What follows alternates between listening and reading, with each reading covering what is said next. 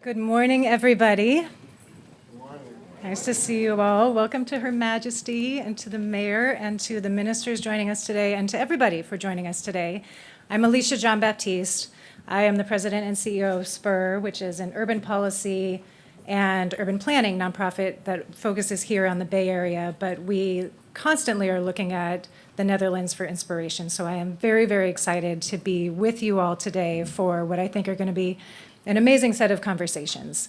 We're going to have a couple of different panels tackling a whole bunch of different topics. I think it's going to be really dynamic and fun. Very excited about it. And to start our program, I have the honor of introducing Mayor Lyndon Breeden to give us a few remarks. And Mayor Breed, as you may know, is the 45th mayor of San Francisco. She was born and raised here. And in her tenure, she has been very focused on a lot of the challenges and opportunities that we are going to be discussing today in our panels and otherwise, and in particular has really made the affordability and availability of housing one of her central commitments as mayor. She, I think, as part of her experience growing up in San Francisco, has brought, from my perspective, now I'm editorializing, but from my perspective, a very practical approach to the way that she works as mayor. She is very committed to results, more so than ideology, and that I think serves the city of San Francisco very well. She has, of course, gained national recognition, even international recognition, for the stewardship of San Francisco throughout the COVID-19 pandemic, and in my experience has just been an absolute true champion for the city, and I'm so pleased to welcome you and introduce Mayor Lyndon Breeden. Thank you.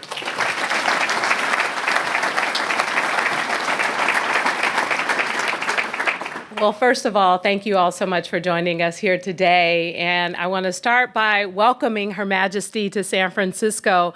It really is such an honor to have you here.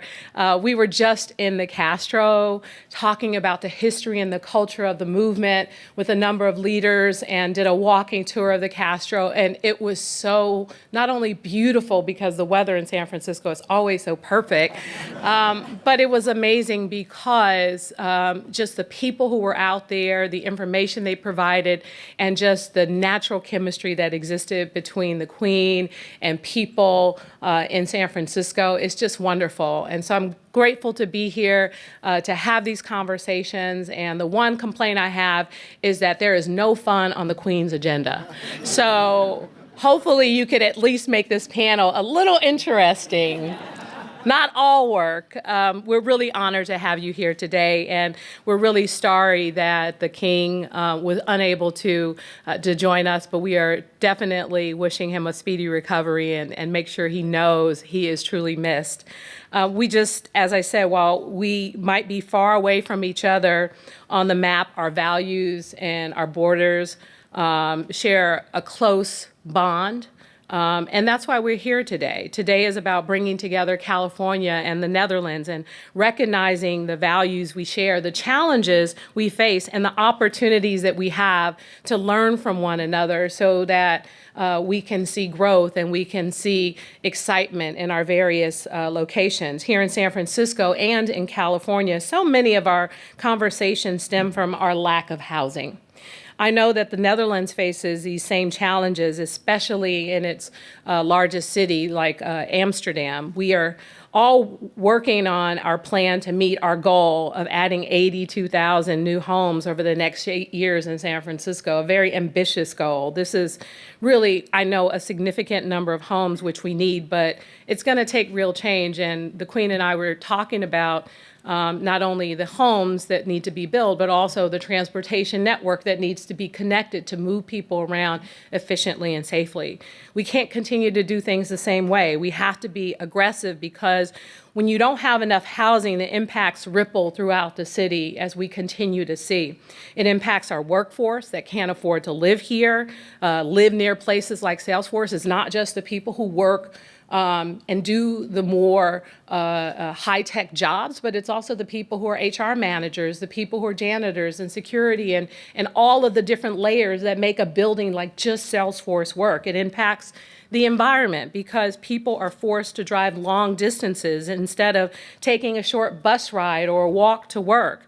The lack of housing impacts homelessness and the conditions that sadly we see on our streets, and drives away our families that just want to raise their kids in a dynamic and growing city.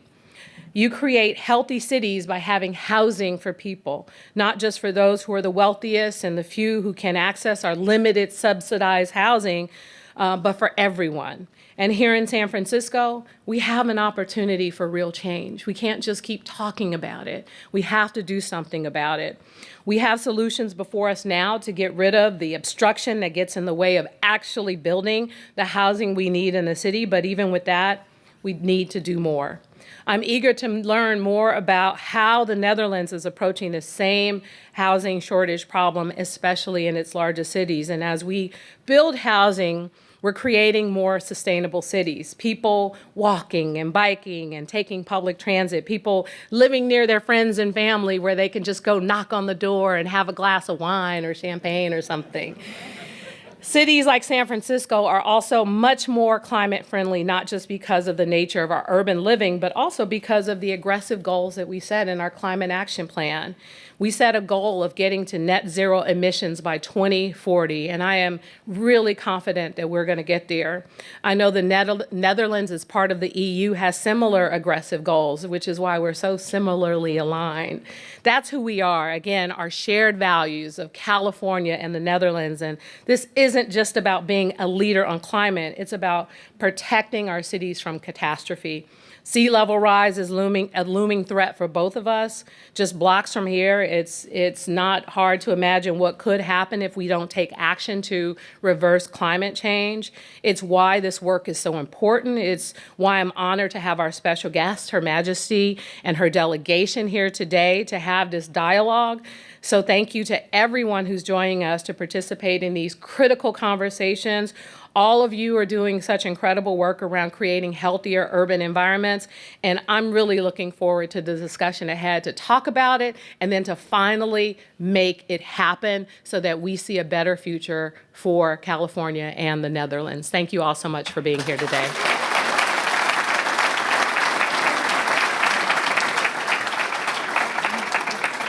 Thank you so much, Mayor Breed. I would love to now welcome our first panel. You're already here. That's perfect. Please go ahead. And I'll just do some, I was going to do full bios, but then I realized that was going to take the entire time. So I'm just going to introduce folks by your current role. So first we have Jana Gonzalez, who is the Secretary for the California Department of the Environmental Protection Agency. Sorry about that. And just recently, if I'm correct, yes. Right? Yes, so one of her first public appearances is here with you all. Next, we have Ernst Capers. I feel as though I am not saying this in the proper Dutch pronunciation, but I'm trying. Minister of Health, Welfare, and Sport for the Netherlands. And then finally, Vivian Heinen. Thank you, thank you. Minister for the Environment for the Netherlands. So pleased to be with you all today. And I think, Mayor Breed touched on part of what I had been thinking about, which is we share so many similarities between the Bay Area and the Netherlands. And really, anywhere you go in the world, people have some basic requirements that they need in order to live healthy, full lives. I would love to know, given that we have this incredible array of people, you're going to be speaking with so many different groups while you're here, what it is that you are hoping to gain from this exchange and how that relates to the policy areas in which you work. And Secretary Gonzalez, maybe we can start with you. Sure. First of all, thank you so much for having me. This is my second full day. Ooh, apologies. Thank you so much for having me. This is my second full day on the job. I clearly took my seat early. I didn't want to be late for the panel. No, really, thank you, Your Majesty, for being here, to all the ministers who are here, mayors also in the audience, Mayor Breed, thank you so much for having us. It is truly an honor to be here for such a momentous occasion. Mayor Breed touched upon the importance of equity, and I think, some of the issues that transcend both California and the Netherlands. And In many of my former roles, this has been my primary focus, to embed equity into the very framework of all it is that we do. And I think there is no more urgent a time than to do that right now. We are in the midst of a unprecedented heat wave this late in the summer for us here, and yes, the weather is nice, and it is also very hot for the season. So the relevance of being here together to build this type of a partnership through the execution of this MOU, it's extraordinarily timely, and I'm excited to move forward in the work plan, the joint research that I think we're really going to effectuate, but really ultimately to take action here. I think it is known that Governor Newsom and our administration take climate change and the threats of our new climate reality very seriously. We are committed to investing in the resilience of our state, the resilience of each and every community across our state. Just last week, the legislature passed an ambitious legislative package, really led by Governor Newsom's administration. And this package does many, many things, one of which is to codify our goal to be climate neutral by 2045 at the very latest. It also effectuates one of the largest climate budgets that we have ever seen. In fact, the largest, $54 billion for the state for climate investments. And that is across the economy, that is across our state as a whole. And so really excited just to be here today, to be able to discuss some of these shared priorities with our partners, and really ultimately to roll up our sleeves and get to work in what our communities are asking of us and what we really need to meet this moment. Thank you. Thank you so much, Secretary. Minister Capers. Yeah, thank you, Alicia. When looking out of the window of my hotel room this morning, I thought that it has been more than 30 years since I first visited your beautiful city. And at that time, I came with my girlfriend, now my wife, and two friends, and we were using a very typical Dutch way of transport. We arrived via the Golden Gate by bike, after having been on the road for more than 3 weeks, all the way from Seattle via the 101. And it was a beautiful trip, and we soon thereafter, in a few years, found ourselves working here in the United States, closely collaborating with colleagues from Kaiser Permanente, from UCSF. In my area was cancer prevention. If you look at the 30 years since then, we have made across the full range very significant progress in healthcare, in understanding etiology of disease, in diagnosis, in treatments, etc. And yet, if you look at the situation where we are now, then the challenges are far larger than they were 30 years ago. This all has to do with health inequity, inequality. It also has to do with limitations in access, in fragmentation of your as well as our healthcare system. It has to do with limitations and shortage in staff and staff attrition. And on top of that, it has to do with the quality of our environment, our urban environment, living conditions. What people do not, quickly underestimate is the significant impact this has on the health, the daily health of many, many people. So what I hope we will learn here at this focus of knowledge is a lot about these issues which we both share. And I'm very proud to bring with me a very large delegation of representatives from Dutch cities, universities, hospitals, and also from a whole range of companies. And I really look forward and hope that this will increase collaborations and bring new solutions. Thank you so much, Minister.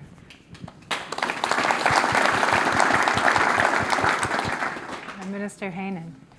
Yes, well, I'm very excited to be here, to be quite honest. I think that sustainable mobility is a nice addition to also making the environment and the health of people benefit a lot.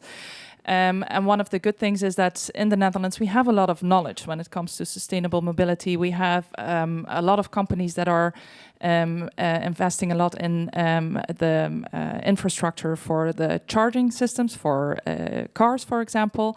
But cycling is, of course, also something that is very important in the Netherlands. We have more bikes than people over there.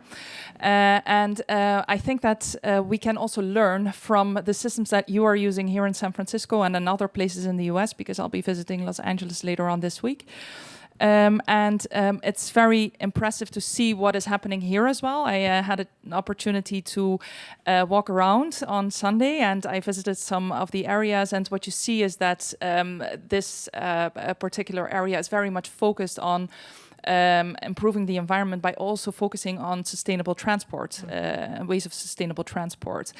And here are enormous opportunities. I had the opportunity this morning to speak to some of the companies that are sharing their knowledge that we have in the Netherlands on sustainable charging system, but also sustainable transport systems, and vice versa, because there's also a lot of knowledge here, of course. And in order to reach all these ambitious climate goals, but also the health goals, we will have to be able to innovate and to invest. And here we can really learn from each other. And I'm really hoping that all the companies that are present here today will share experiences, share knowledge, share networks in order to make sure that we are all getting better in a faster pace even than we already want to reach. Thank you so much. I really appreciate all of the elements that each of you have highlighted from what we're hoping to get from this experience. And I will say, I am often accused of being very ambitious in the policy work my organization does, but you have given us a lot to cover over the next few days and in the next panel. I appreciate your time this morning. I'm going to let you return to where you're going and bring up our next panel. Thank you so much.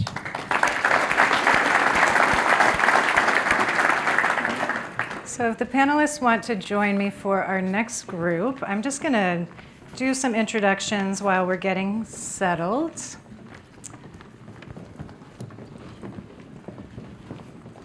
All right, to my direct right is Eric Shaw, and Eric is the director of the San Francisco Mayor's Office of Housing and Community Development.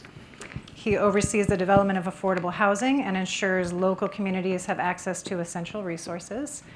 He has a broad range of experience in government, leading planning, community and economic development, even worked in emergency services, which seems to be very appropriate for the current times, and has worked in many different jurisdictions as well, including Salt Lake City, Utah, Washington, D.C., here in San Francisco, and also for the state of California. Next, we have Lauren Faber O'Connor.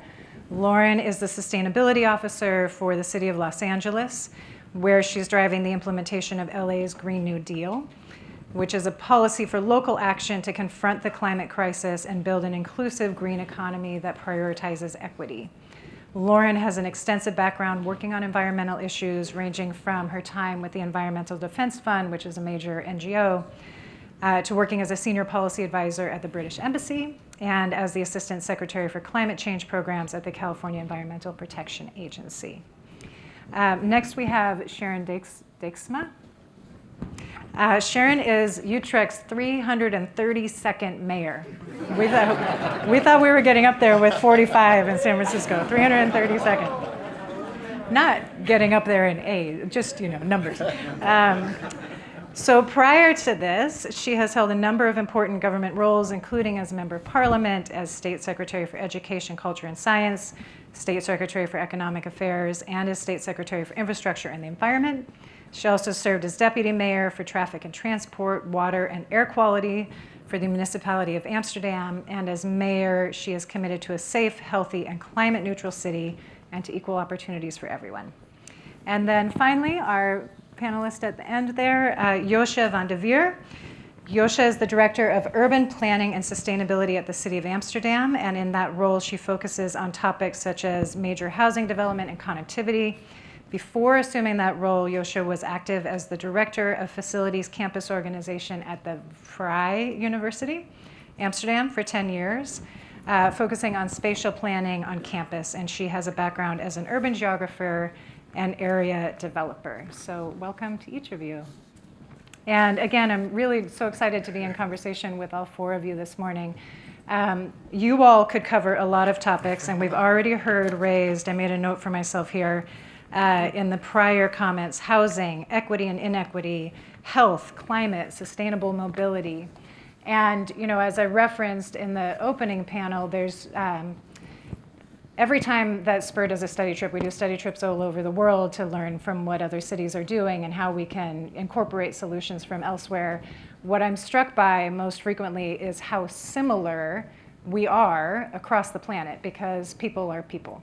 And we may address our challenges differently because we work in different contexts and different cultures, but we generally face the same challenges in cities and as humans. We need things like safe and affordable housing, clean environments, the ability to belong in a community. So there's so many different components that make up a healthy urban environment.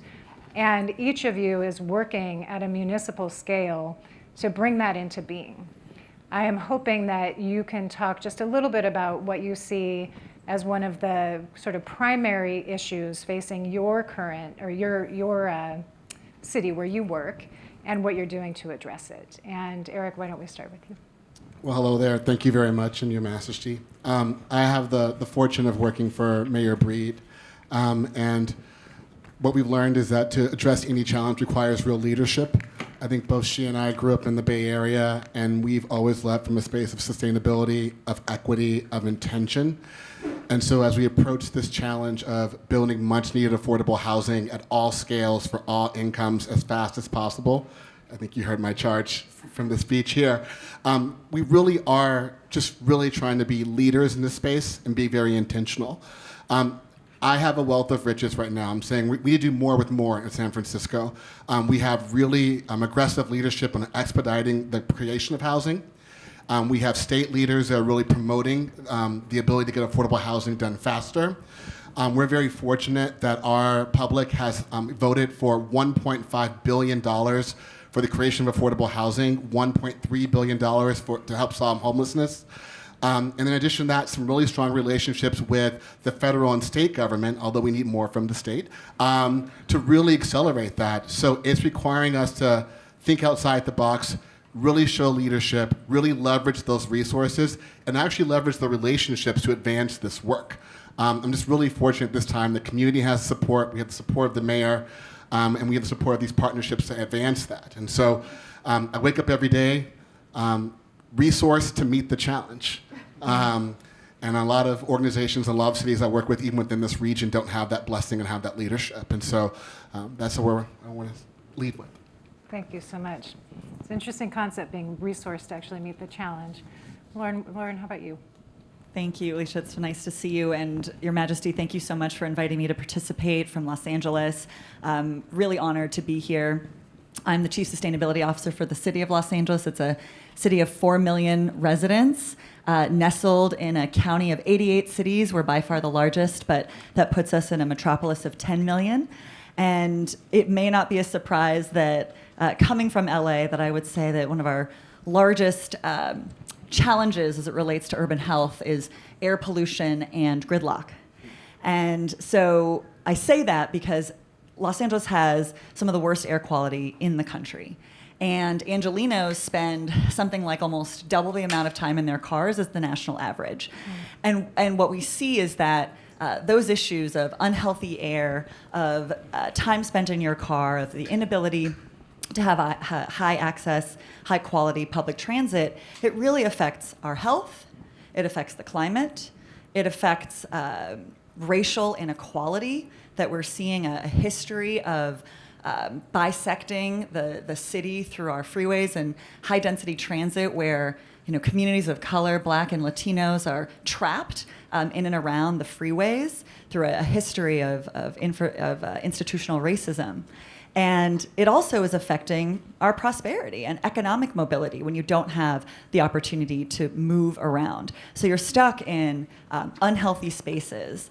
And so everything that we do to combat air pollution and combat traffic is addressing all of those issues, addressing our greenhouse gas emissions, addressing air pollution. Transportation is by far the largest source of air pollution: on-road cars, buses, trucks. So as we electrify those vehicles, and as we help people get out of their cars by developing zero-emission car share, electric vehicle car sharing, by building out our public transportation system in Los Angeles, we have embarked on the largest infrastructure project in the history of the United States ×2.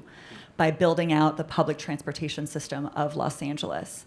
And in so doing, we are putting a down payment on equity, on air quality, and on economic mobility, access to those jobs when you can move around. We're seeing that every single major electric bus manufacturer is located in the Los Angeles area. So there's a huge amount of job opportunity in building out the electric vehicle infrastructure in that manufacturing. So all of those things are the types of things that we're trying to do to address these challenges. Thank you so much. Mayor. Yes, first of all, thank for having me here. And I also would like to thank the mayor for her excellent opening speech. You really are a breath of fresh air, I would say. And that is what we actually need. Here, here. We need this because I fully agree with the Minister of Health that the times that we are living now are not only challenging, they are sometimes even frightening, actually. There are a lot of crises going on. In the Netherlands, for instance, we are now heading for a new crisis, the energy crisis since the Russian invasion in Ukraine. We already have a refugee crisis, a working force crisis, etc. So what keeps me going as a mayor is to combine all these challenges and to find solutions for the citizens which really make them trust us as governance. And that is something that we most of the times face, that nobody trusts the institutions anymore. So that is maybe the biggest challenge for all of us, how to become more trustworthy towards our own citizens. So yes, we need to build affordable houses. We need to make them sustainable, so the energy prices of the citizens are going down instead of going up. Yes, we need to rebuild infrastructure in a way which, for instance, makes cycling more challenging and attractive instead of taking a car. In a medieval city, this is why I'm the 332nd, like ours, 900-year city rides already, there is just not enough space for all these cars. So we need to try find a way to attract people, to tempt them actually to make different choices. And it has also to be the most cheap choice actually. So this is what, and then I would last with one example, what we are doing. We are, nobody knows, so I'm telling you now, don't forget this. We are the cycling capital of the world. Yes. It's really true. And it is not because,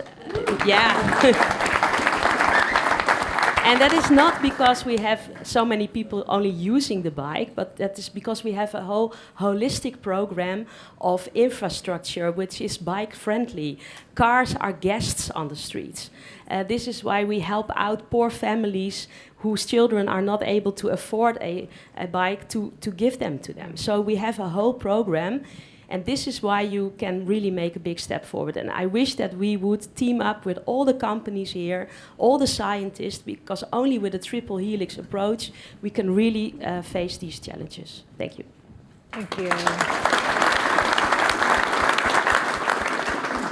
Alicia, love to hear from you. Yes, thank you, Your Majesty and Major Breed, for welcoming us in San Francisco. I feel really welcome.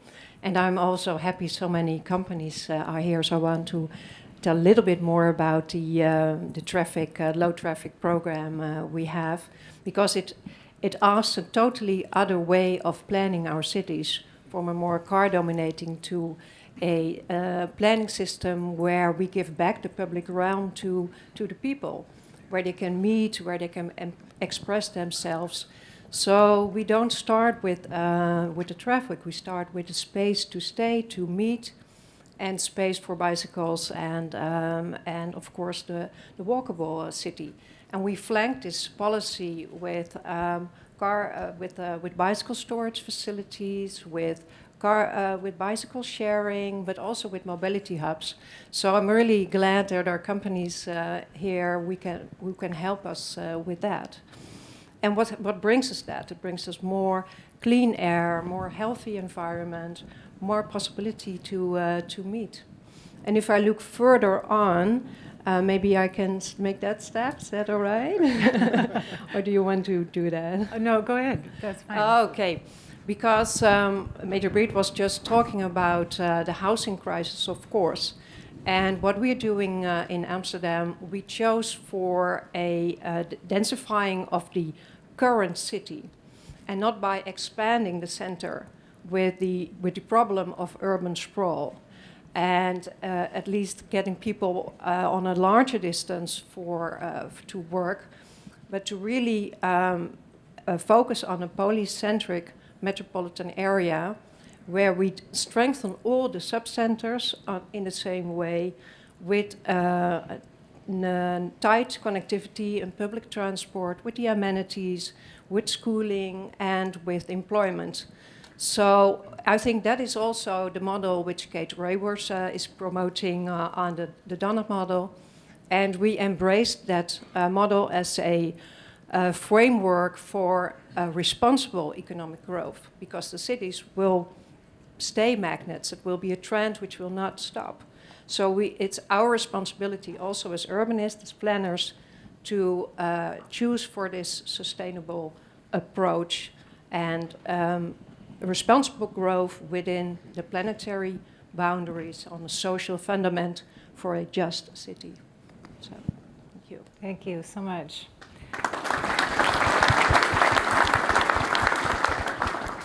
So, Mayor Dixma, you raised something that I wanted to bring back to the panel. You talked about how there's so many crises that you deal with on a daily basis. And I know, having worked in public service in the past, that the focus of public service is so often today, dealing with the crisis of today. And yet, our job as public servants is also to think ahead, to think about what happens in 10 years, in 20 years. And I wonder if you could speak a little bit about where you're focused on the future, what you hope to see in that next time frame. Yes, I agree with you. I think that one of the reasons why sometimes cooperation between, for instance, public administration and companies is difficult, because companies need this long-term security on what is the course, where are we heading for. And I think that we try in Utrecht, for instance, to have a vision on 2040 and to tell everybody this is the amount of houses that we need. We need them also in special categories for being available and affordable for many people, also with lower income. And then we also want to include what is necessary for people to have a healthy and also happy life. Because you are not only there with building houses, what you need to do is build the whole infrastructure around it, like theaters, schools, doctors, everything. So we include this in a so-called barcode, in which we have found out a way that if you build a certain amount of houses, we already know that what is else needs to be included in the whole package in order to build a not only sustainable city, but also a city which is future-proof. And what we try to do, for instance, with the infrastructure is heavily invest in public transport and in our cycling infrastructure, because we know this is the future. And we do not want to take any step back, but that asks sometimes that you are able and a little bit rebellious, because you need to step over your own lines. So you have to rule above your grave, so to say, instead of staying in your own area and your own time. So this is something which is really asking people who are willing to take bold steps and are not afraid. And that is what this time needs, I think. Thank you. And Lauren, it strikes me that in some cases, responding to the crisis is actually a 10-year endeavor or 20-year endeavor. But how are you thinking about this, balancing what we need today versus what we need tomorrow? Yeah, that's exactly right. And Mayor, you've really touched on something that I was thinking about here, which is, when we think about the future, when we plan, we have to listen to our residents, to our local businesses about what they want, what they need. And we also have to and benefit from looking around us to our sister cities, to our, our partners around the country and around the world. And that's why working with Amsterdam and Utrecht and San Francisco, I mean, San Francisco is such an incredible leader on so many, as the Netherlands, on zero waste, on green buildings, on mobility. And we learn and we take so much away from others. As Mayor Garcetti always says, good mayors borrow and great mayors steal. And so that is, our mantra when we think about how to really look ahead and develop the solutions now that are going to improve communities today. So I want to leave you with two examples. One, in downtown Los Angeles, the Downtown Community Plan. Now, growing up in Los Angeles, there was no reason. I never went to downtown. There was no reason to go down there, and now I work there. But when we look at our community plan and how to plan for the city by 2040, we're anticipating housing 20% of the population growth between now and 2040 in 1% of the land area of Los Angeles in downtown. And what does that look like? That looks like mixed use housing. It could be anything from micro units to work-live setups, of course being transit-oriented, and going from a city that was all about parking minimums to doing away with that and now moving toward bike parking minimums. And that is really changing the face of a blighted, underinvested part of the city that is really becoming a city center. And so that's a really exciting process that's underway. Another example is what we call a universal basic mobility pilot in South Los Angeles, which is a city unto itself, South Los Angeles, and it is made up predominantly Black and Latino Angelinos. Again, an underinvested community historically. And so we've rolled out a nearly $18 million investment in what we call universal basic mobility. So that is a combination of bringing forward electric vehicle car sharing, e-bikes, subsidized transit passes, electric vehicle charging across the neighborhood, looking at expanding our workforce development in all of these different clean transportation modes, so that we can demonstrate how all of these different modes fit together, and that improves mobility, that improves health, and fights climate change. Thanks, Lauren. You're just doing a little bit.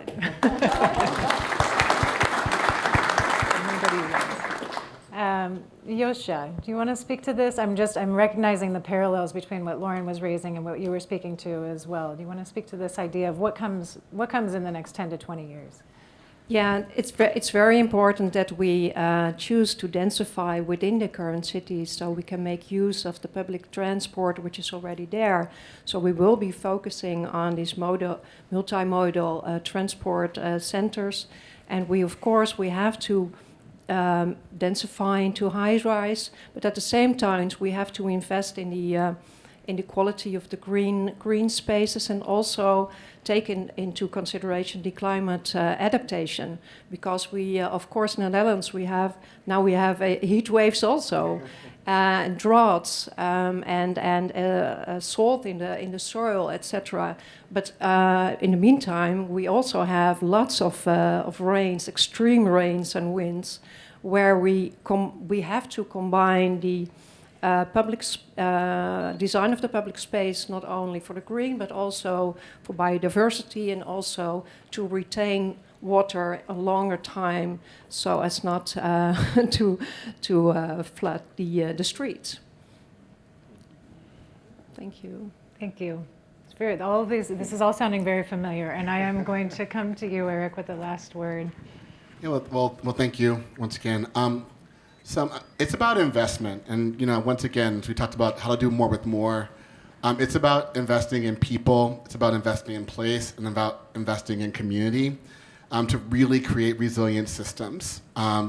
We are being extremely intentional about understanding how capital and policy have created systemic racism and economic inequity, and we work every day to be very intentional in the work we do, to unwind that work.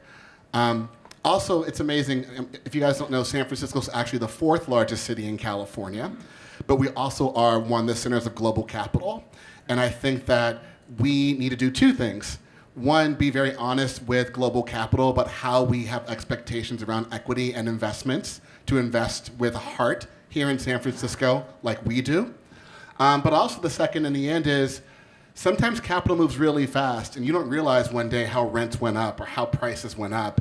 And I think we have to do some deep reflection on the booms, the busts, the crash, and how to really make sure we're being strategic in the investments to make sure that we can leverage and weather and ride out those systems. So it's being very intentional and public globally with all of our partners here that San Francisco leads with heart, invests in its people and community, and hopes to have partners that believe in those same intentions.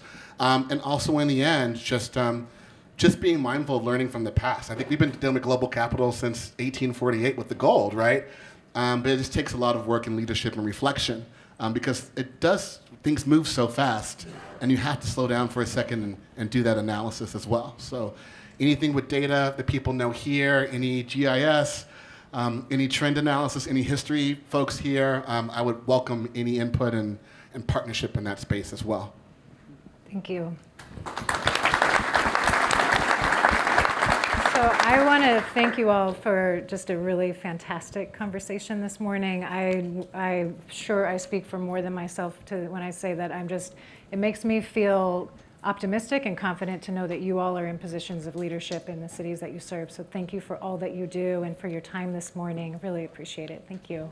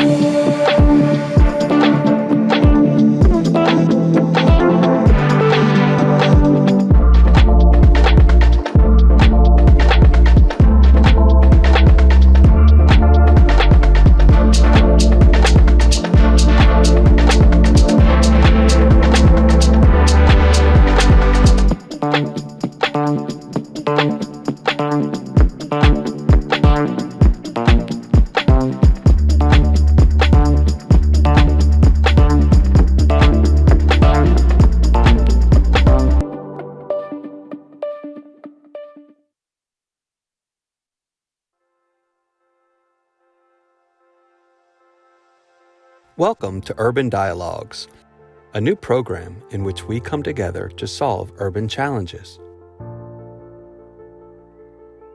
Cities are economic powerhouses, places of social interaction and creativity. Cities are also where major worldwide challenges present themselves. We present you Urban Dialogues.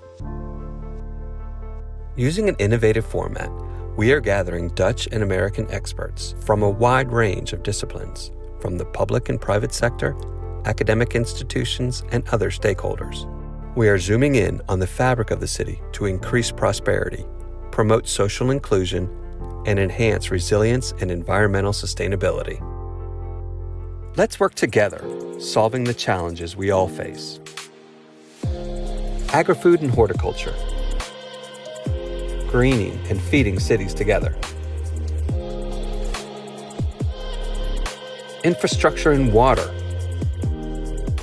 Advancing mobility and resilient cities together. Climate and circular economy. Creating circular cities together.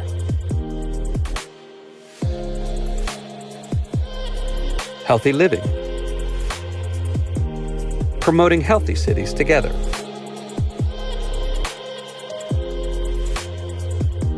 Creative industries. Nurturing creative and inclusive cities together. Peace, justice, and security. Creating safe and friendly cities together. Urban Dialogues. Coming to your city soon.